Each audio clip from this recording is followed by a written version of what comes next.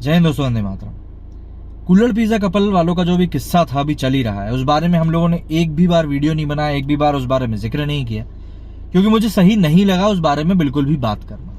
लेकिन इतनी चीज मुझे समझ में अंदर से आ गई थी कि आज की तारीख में इंसानियत किस स्तर के ऊपर गिर चुकी है और क्या उसका लेवल रह गया है। मतलब आप सोच भी नहीं सकते। जब भी हम कोई सोचते हैं ना कि यार इससे नीचे काम तो इंसान कर ही नहीं सकता, आपको पता चल जाएगा कुछ ही दिनों में कि नहीं, इससे नीचे भी इंसान जा सकता है। उज्जैन से आज एक वीडियो सामने आया, न्यूज सामने आई। वीडियो में सीसीटीवी फुटेज में एक बच्ची है, 12-13 साल उसकी उम्र बताई जा रही है। अर्धनग्न अवस्था में, आधे अधूरे कपड़ों में वो गली गली भटकती हुई नजर आ रही है। बताया जा रहा है करीब 2.5 से 3 घंटे तक वो इसी अवस्था में भटकती रही। 8-9 किलोमीटर वो कुल मिलाकर पैदल चली। उसके शरीर से खून बह रहा था। अब आपके जहन में सवाल जरूर आएगा कि आखिर वो अवस्था में ऐसी थी क्यों। उस बच्ची के साथ बताया जा रहा है कि गैंग रेप हुआ है। अब आप सोचेंगे कि जब लड़की इतना भटकी तो किसी ना किसी ने तो उसको देखा ही होगा, क्योंकि दिन के उजाले में वो भटक रही थी। तो आपको यकीन नहीं होगा ये जानकर, और अगर आपको यकीन करना तो आप वाकई में कीजिए कि इंसानियत कितनी गिर चुकी है कि वो बच्ची उसी अवस्था में भटक रही थी।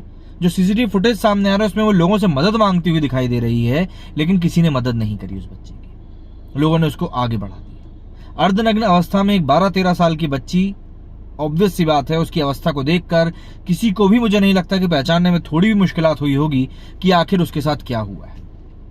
आप सोचिए जरा, जब लोगों ने उसको मना किया होगा मदद करने से, तब उस लड़की की जो चेतना है, जो उस लड़की की आत्मा है, उसके ऊपर क्या असर हुआ होगा। ऐसे ही भटकते भटकते जब करीब 2.5-3 घंटे हो गए, तब एक आश्रम का नाम बताया जा रहा है, दांडी आश्रम के पास में पहुंची उज्जैन में, और वहां पर एक पुजारी की नजर उसके ऊपर पड़ी और फिर उसने उसको टॉवेल में लपेटा और फिर वो उसको अस्पताल के लिए इलाज के लिए लेकर गया। अब खबर आ रही है कि उस बच्ची का जो इलाज है वो इंदौर में चल रहा है। बताया ये भी जा रहा है कि उस बच्ची का जो पता है वो प्रयागराज का बताया जा रहा है, कि वो प्रयागराज की रहने वाली है। और सबसे बड़ी बात, अब ये भी एक बात कही जा रही है कि उस बच्ची की माँ के साथ भी कुछ गलत हुआ है, और अभी लड़की काफी शौक में है, और जब वो रिकवर करेगी थोड़ा बहुत तब और चीजें पता चलेंगी, और फिर उसके बाद में जो कार्रवाई होनी है, जो दोषी है उसको पकड़ा जाएगा, उसके बाद कार्रवाई होगी। अभी तक दोषी को पकड़ा नहीं गया है, लेकिन पॉक्सो एक्ट, जो कि बच्चों की ही सुरक्षा के लिए बनाई गई है, उस धारा के अंतर्गत मामला दर्ज कर लिया गया है। एसपी की तरफ से भी बयान जो है निकल कर आ गया है सामने, और उन्होंने भी इस बारे में अपडेट दे दी।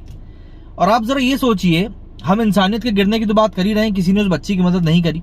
कुल्हड़ पिज्जा कपल वाले के मामले में हमने देखा किस तरीके से लोग भाई लिंक का है की मांग कर ही रहे थे। और यहां पर अब लोगों ने ओछी राजनीति करना शुरू कर दिया है कि देखो सरकार क्या कर रही है, सरकार ये हो है, सरकार वो है। सरकार ने जो किया नहीं किया वो एक अलग हिसाब किताब है, वो जो होना है वो तो होना ही है। आप मुझको ये बताओ कि एक आम नागरिक के नाते जिन लोगों से उस बच्ची ने मदद मांगी, क्या उनकी कोई नैतिक जिम्मेदारी नहीं थी? आखिर कब तक आप और मैं मिलके हमारी खुद की जो कुछ थोड़ी बहुत जिम्मेदारियां हैं, उन जिम्मेदारियों का ठिकरा हम सरकार के ऊपर फोड़ते रहेंगे? आखिर कब तक ये हम करेंगे? कोई तो ऐसा पॉइंट आएगा, कोई तो ऐसा समय आएगा जब हमें समझना पड़ेगा, सोचना पड़ेगा, एक आत्म अवलोकन करना पड़ेगा कि क्या हम लोग वाकई में नीचे की तरफ ही गिरने के लिए पैदा हुए? क्या हम लोग समाज में कुछ निर्माण का काम नहीं कर सकते? जिस तरीके से ये जो थोड़े थोड़े इंसिडेंट्स निकलकर सामने आ रहे हैं, कुल्हड़ पिज्जा कपल वालों की जिक्र मैं बार बार इसीलिए कर रहा हूं क्योंकि वो इंस्टेंस ऐसा है कि मुझे लगता है ऐसा पॉसिबल ही नहीं कि आप लोगों की नजर उस पर ना गई हो। और फिर आज ये उज्जैन का पूरा मामला निकलकर सामने आ गया। मतलब हम जो सोचते हैं ना कि वो 4 लोग क्या कहेंगे, मतलब इस वीडियो को देखने के बाद मुझे महसूस होता है कि वो 4 लोगों को घंटा फर्क ही नहीं पड़ता कि उनको क्या कुछ कहना है। मतलब जब आप किसी व्यक्ति की ऐसे समय में मदद नहीं कर सकते हैं, तो फिर वो वीडियो बनाते हुए, वो फोटो खींचते हुए किसी की मदद करने से क्या मतलब है?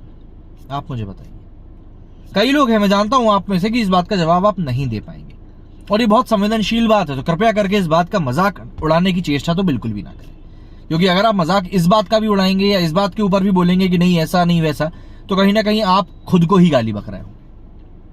तो मेरा कहना बस यही है कि ये जो मामले हैं, ऐसे मामलों को अगर आप अपने आसपास कहीं भी घटित होते हुए देखें, तो एक आम नागरिक की जिम्मेदारी समझते हुए कम से कम उस चीज को नोटिस करें।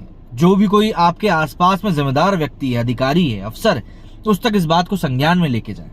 किसी की मदद कर सकते हो तो मदद करें, कम से कम इंसानियत को तो ना मरने दें, क्योंकि आज की तारीख में वैसे भी इंसानियत सिर्फ नीचे की तरफ जा रही है, और इतनी बुरी तरह नीचे की तरफ जा रही है ना कि समझ में नहीं आ रहा कि आखिर ये नीचे गिरना हम कब बंद करेंगे। समझ में नहीं आता। मतलब वाकई में इस वीडियो ने दिल झकझोर के रख दिया है।